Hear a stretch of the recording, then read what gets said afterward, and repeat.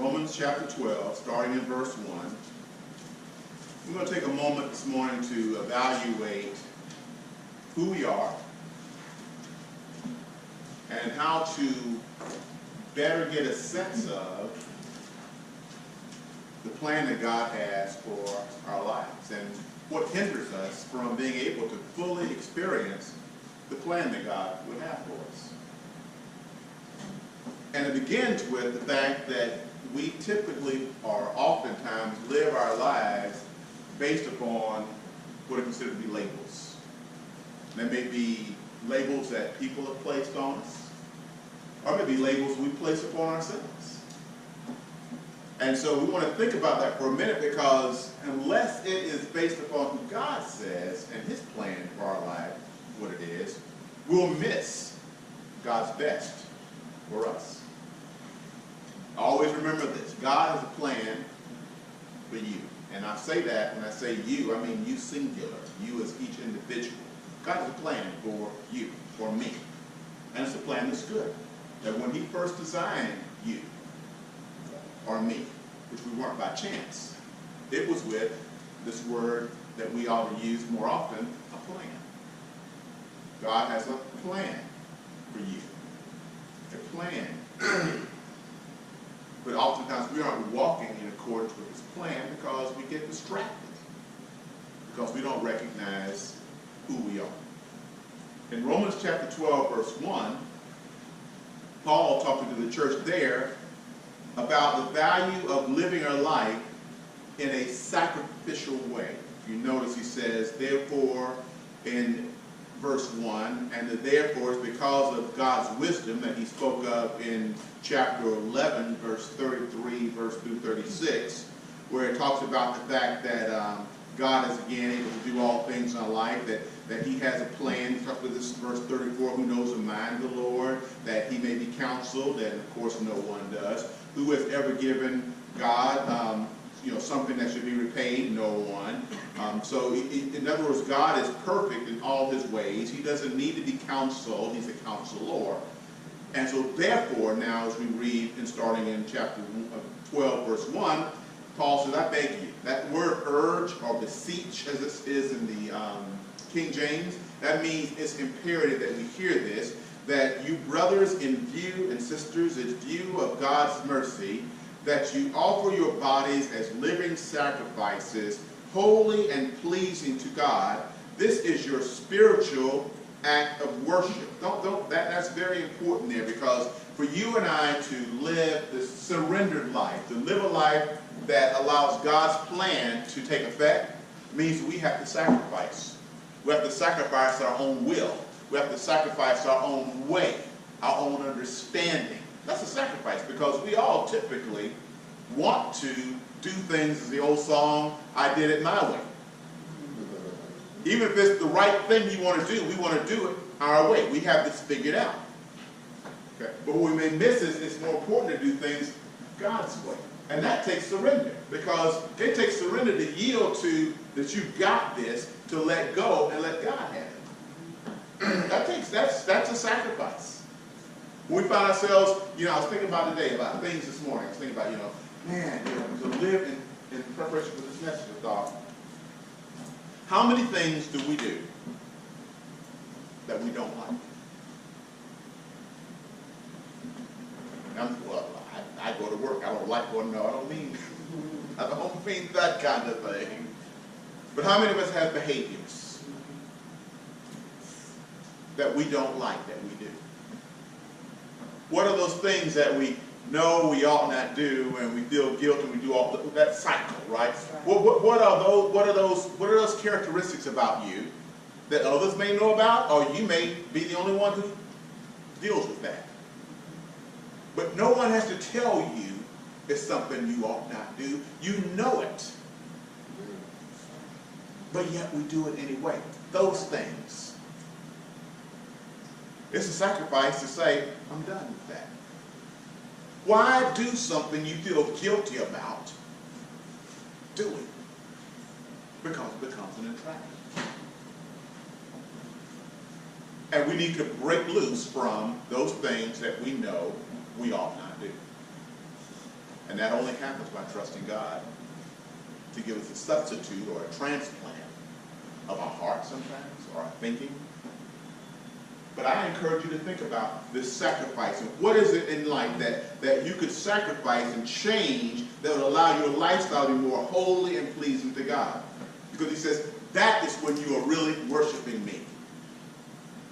It is, yes, when we're here together collectively, yes, it gives us an opportunity to worship God and give thanks. But when we leave out of here and go back into the world, into the workplace and life and home and yada, yada, yada, when we do, that's when we actually have the opportunity of demonstrating this worship that's really of value to God.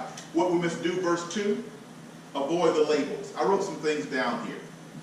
Labels come really in many aspects. For example, if you look at anything that is created, and many of us do this, when you go to buy clothes, we often look at the labels. We want to know if it's a name brand or if it's knockoff. Doesn't matter. It really doesn't matter if it's the same materials that made up the thing, but the label matters. Doesn't it? And we'll pay more. Sometimes we're paying more for the label than for the merchandise, because that label means something. It also represents the manufacturer. We've determined that they have a better product line. They may have a better selection, or whatever it might be. Their material may be of better quality. We have these different things, but we tie it to the label. And so it's important to be careful of the labels we place on each other and that you place on yourself. If you say you're going to be a failure, or that nothing works out, you have a bad day, okay? We're going to have bad days. But something doesn't work out. You say, well, I knew that was going to happen. No, you didn't.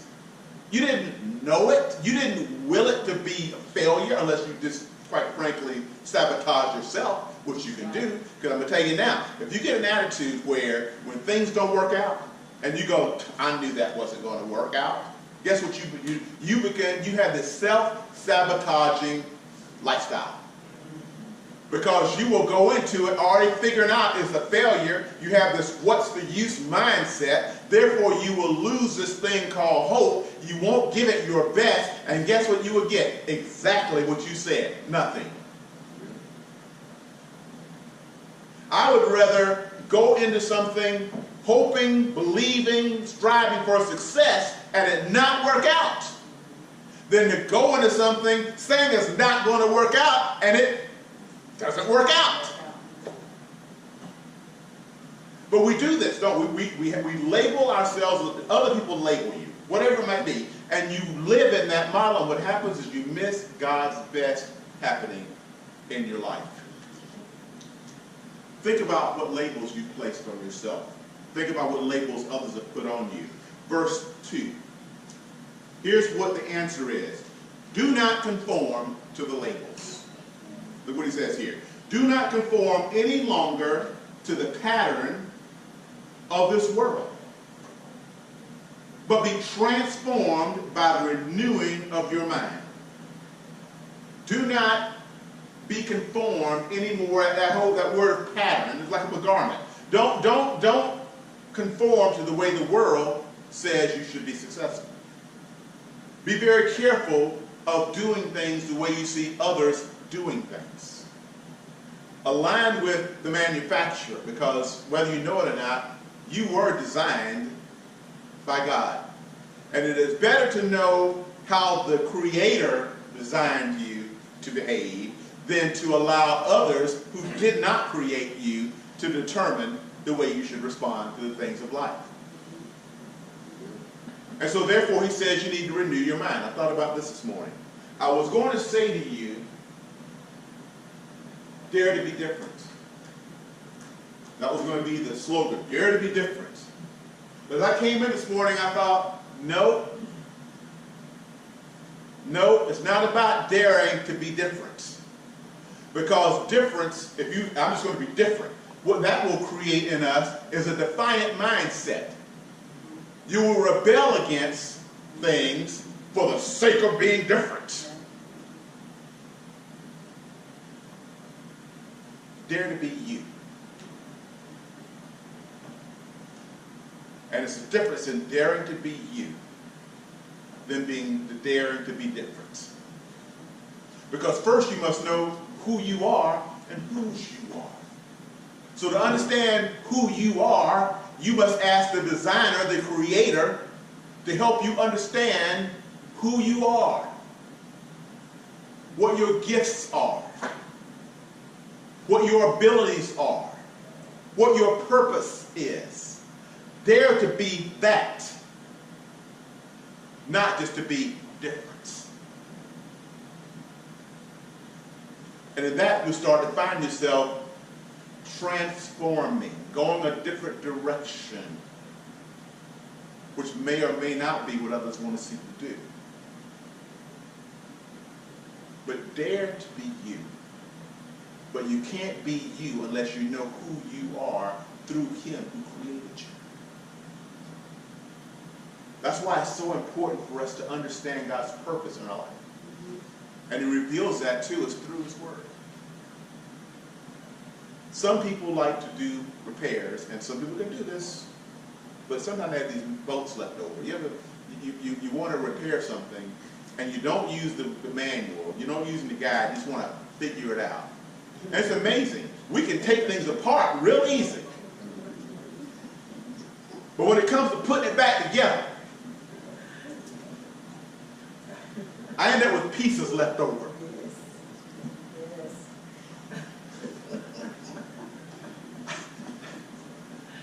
And I've learned the value of using the owner's manual. We had problems with our dryer, washer. I could fix dryers, not many pieces of dryer. Wanted to fix our washing machine. I needed to take it apart because it was just long time, had this build up around it. And I started to take it apart on my own. And didn't get very far because I couldn't even figure out how to start taking the thing apart. Do I pry this? Well, it might be screwed. Am I going to break something? And so then I decided, let's get the owner's manual, which was online. And from that, I felt so accomplished. I was able to take that thing apart all the way down to nothing but the shell.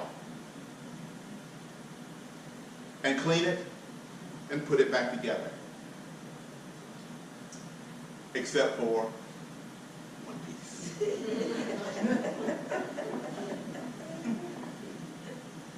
And I couldn't figure out where this one piece went. There was not, the manual didn't give me that piece of information. And I'm struggling with how to get this one piece back in. And I finally decided the piece doesn't look right. It looks broken. So let me look at that and order that piece. It was an agitator thing. It was a piece, I don't know what it's called, but it allows the agitator to turn. It locks in and turns, locks in and turns. Well, it turns out that piece was broken. But once I got the right piece told me how to fix the wrong piece. And so now that unit works well, comes right along. No, I will not come over and fix your washing machine. I'll just tell you where to find the owner's manual. But there was a time when I would have tried to do that on my own because I can figure this out. Or here's one for you. Guys are supposed to know how to do this kind of stuff.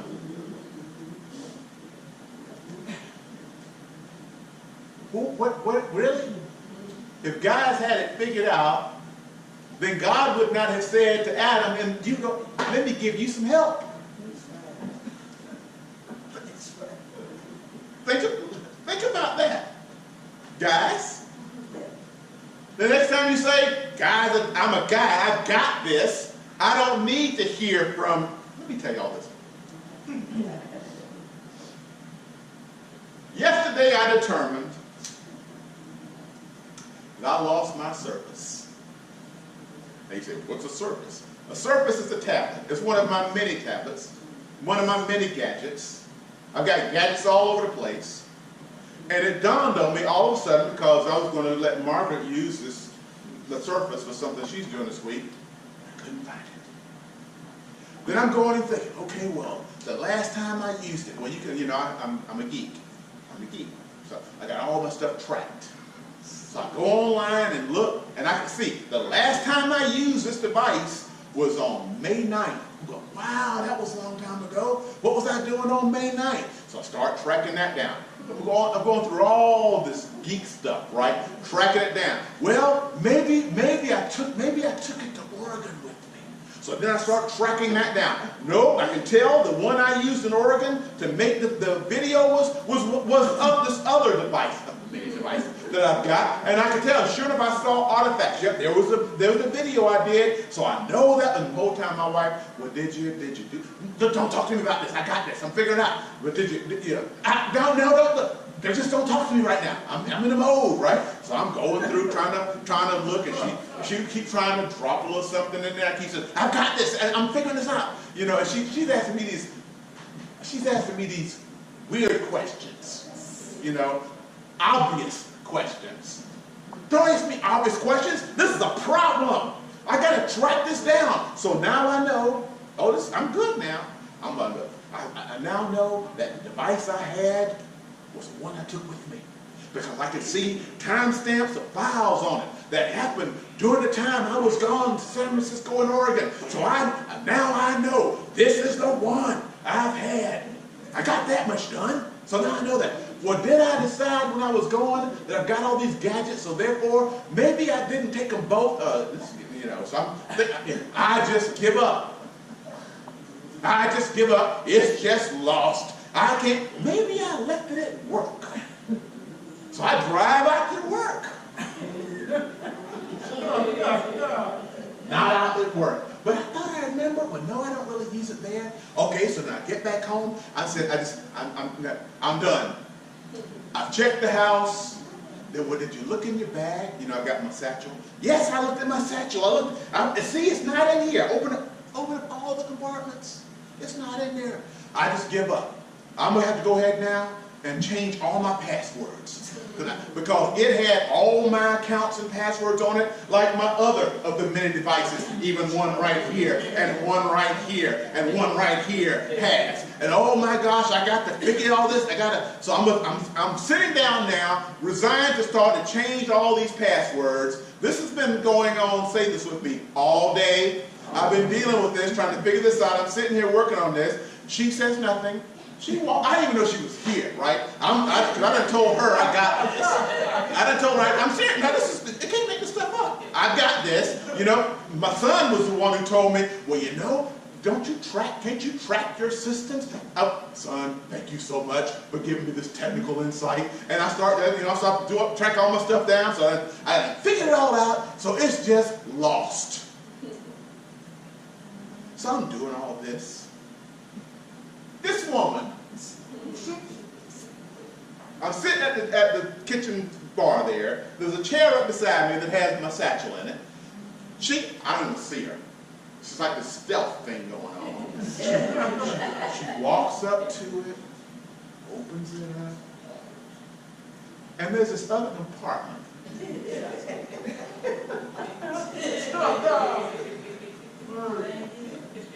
That was zipped shut. She goes, is this what you're looking at?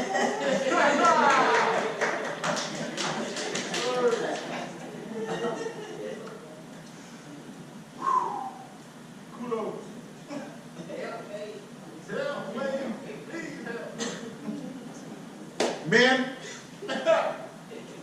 God knew what he was doing when he gave you a helpmate. And thank God that the helpmate doesn't listen when you tell him to not help.